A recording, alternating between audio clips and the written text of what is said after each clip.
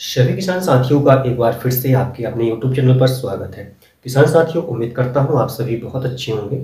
अगर आप चैनल पर पहली बार आए हैं, चैनल को सब्सक्राइब कर वीडियो को लाइक कर दीजिएगा और अपने मित्रों को शेयर कर दीजिएगा। किसान साथियों, आज सबसे बड़ी समस्या बनी हुई है, जिन किसानों ने गेहूं की फसल लगाई हुई है कि उनका ये प्रश्न उठता है कि हमारी जो फसल है उसमें कल्ले निकल कर नहीं आ रही है ज़्यादा। देखिए, हमारा जो पूरा उत्पादन है गेहूं का वो कल्लों पर डिपेंड करता है। जितनी ज़्यादा टल्लिंग होगी उतनी ज़्यादा उत्पादन हमारा बढ़ेगा। तो ये बहुत सारी समस्या जो है आ रही है, बहुत सारे किसानों को समस्या आ रही है, इसके बहुत सारे कारण हो सकते हैं। तो आज की इस वीडियो में हम यही चीज़ें डिस्कस करेंगे कि अधिक कल्लों को बढ़ाने के लिए हमें आगे की रूपरेखा किस तरीके से तैयार करनी चाहिए, किस तरीके से इसमें खाद, पानी वगैरह आदि देना चाहिए। ऐसे कौन से कारण हैं जिसके कारण हमारी जो गेहूँ है वो ज़्यादा कल्ले नहीं निकाल पा रही है। तो सारी जानकारी आपसे इस वीडियो के माध्यम से साझा करेंगे। इसका पहला कारण की हम बात करें अगर, तो वो होता है सही बीजों का चुनाव का ना कर पाना। किसान भाइयों, क्या होता है कि जो रिसर्च गेहूं होती है वो एरिया वाइज जो है विकसित की जाती है। अगर जो किस्में आपके एरिया में जो है आपके क्षेत्र में ज़्यादा उत्पादन नहीं देती है, अगर वो किस्मों को आपने लगाया है, तो वहाँ की जो जलवायु है उस गेहूं के अनुकूलित ना होने के कारण उसमें कल्लों की संख्या बिल्कुल भी नहीं बढ़ पाएंगी। तो जब भी आप बीजों का चुनाव करें तो निश्चित ही आप ये तय कर लें कि आपके क्षेत्र के लिए वो रेपिसेंट है या नहीं है। किसान साथियों, ये कारण ये भी हो सकता है। अगला कारण समय पर बुआई का हो सकता है। गेहूं में अच्छी उत्पादन लेने के लिए समय पर बुआई करना भी एक महत्वपूर्ण चरण होता है। अगर हमने बुआई अक्टूबर के लास्ट से लेकर 15 नवंबर तक कर दिया है तो निश्चित ही हमारी जो गेहूं की फसल है वो अच्छा विकास करेगी। अगला कारण ये हो सकता है कि हमारा जो खाद देने का तरीका है वो गलत है। होता क्या है किसान साथियों, जो बेसल डोजेस शुरुआती समय जो हम खाद देते हैं उसमें हम 3 प्रकार के खाद डालते हैं। पहला फास्फोरस, पोटास और नाइट्रोजन।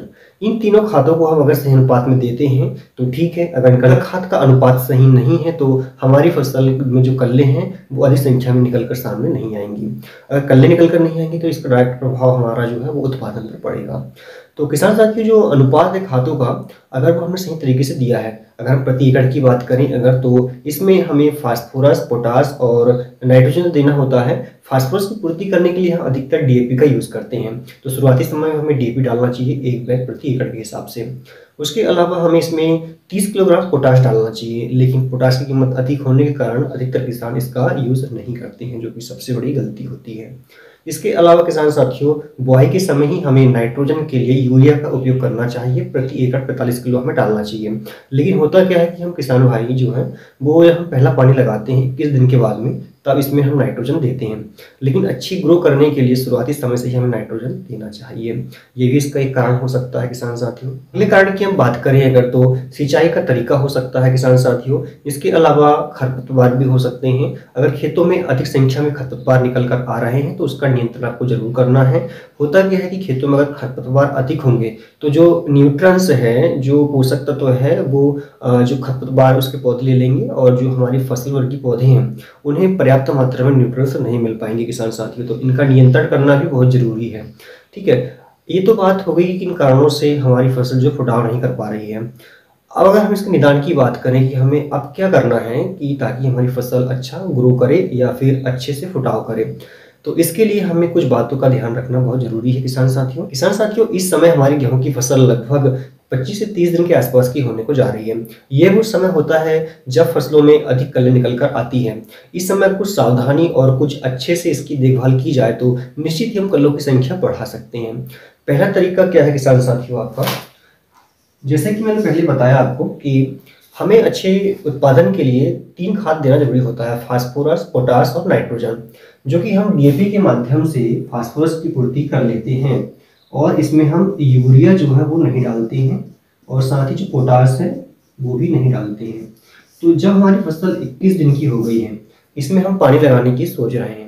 अगर इसमें हमने डीएपी डाला हुआ है जिसमें 46% फास्फोरस होता है और 18% नाइट्रोजन होता है, तो कुछ मात्रा में नाइट्रोजन की पूर्ति तो डीएपी से हो जाती है लेकिन पर्याप्त मात्रा में नहीं होती है। और पोटास यदि हम यहाँ पे नहीं डाला है तो हमारे पास में सबसे अच्छा समय आ पोटास देने का।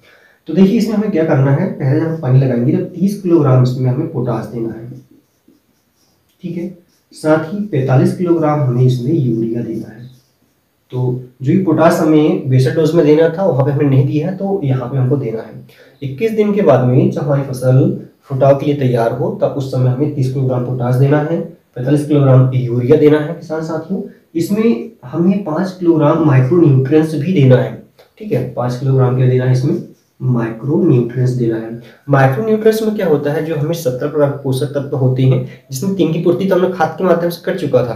कौन से? Potash, nitrogen, phosphorus. लेकिन जो बाकी जो पोषक तत्व जैसे zinc, boron, sulphur, calcium, magnesium इत्यादि 17 प्रकार के पोषक तत्व होते हैं सूक्ष्म, उसके लिए हमें माइक्रो न्यूट्रिएंट्स इसमें 5 किलोग्राम देना होगा किसान साथियों। ठीक है, साथ ही इसमें क्या करना है, 5 किलोग्राम जिंक हमें देना है। जिंक देने से होता क्या है कि जो क्षारीय प्रवृत्ति होती है जमीन की वो घट जाती है, जिससे उत्पादन हमारा अच्छा मिलता है। ठीक है, और 5 किलोग्राम जिंक के अलावा इसमें संख्या आप 10 किलोग्राम की कर सकते हैं। जमीन अगर आपकी हल्की है तो 10 किलोग्राम आप दे सकते हैं, जमीन भारी है तो 5 किलोग्राम आप दे सकते हैं। साथ ही इसमें 1 किलोग्राम सल्फर भी आप डालिएगा। ठीक है, ये तो हो गया खाद का कॉम्बिनेशन, ये खाद आपको देनी है। अब देने का तरीका क्या हो सकता है, देखिए अब हमारी जमीन अगर समतल है, ठीक है, अगर समतल है और इसमें हमें हल्का पानी लगाना है, तो आप सिंचाई से पहले जो है वो इन खाद को डाल सकते हैं। यदि हमारी ज़मीन ढलान है, ठीक है, एक कहना चाहिए कि इस तरीके का ढाल है, तो पानी रुकता नहीं है, अगर इसमें खाद पहले डाल देंगे तो पानी के साथ में पूरा खाद हमारा बह जाएगा। तो हमें करना क्या है, पहले सिंचाई कर देनी है, जब इसमें चलने लायक नमी हो तब ये खाद हमें डालना है किसान साथियों, ये आप इस बात का ध्यान रखिएगा। और हमें हल्की सिंचाई करना है, ठीक है, डायरेक्ट इसमें पूरा पानी एक साथ नहीं लगाना है। इसमें आप मिनी स्प्रिंकलर या फिर नोजल के माध्यम से जो है सिंचाई कीजिएगा किसान साथियों। तो इतना अगर आप कर लेते हैं तो निश्चित ही आपकी जो फसल है जब आगे 40 दिन की होगी तब इसमें आप फुटाव का अंतर देख सकते हैं। उम्मीद करता हूँ किसान साथियों आपको जानकारी बहुत पसंद आएगी। वीडियो पसंद आए तो लाइक जरूर कर दीजिएगा। धन्यवाद।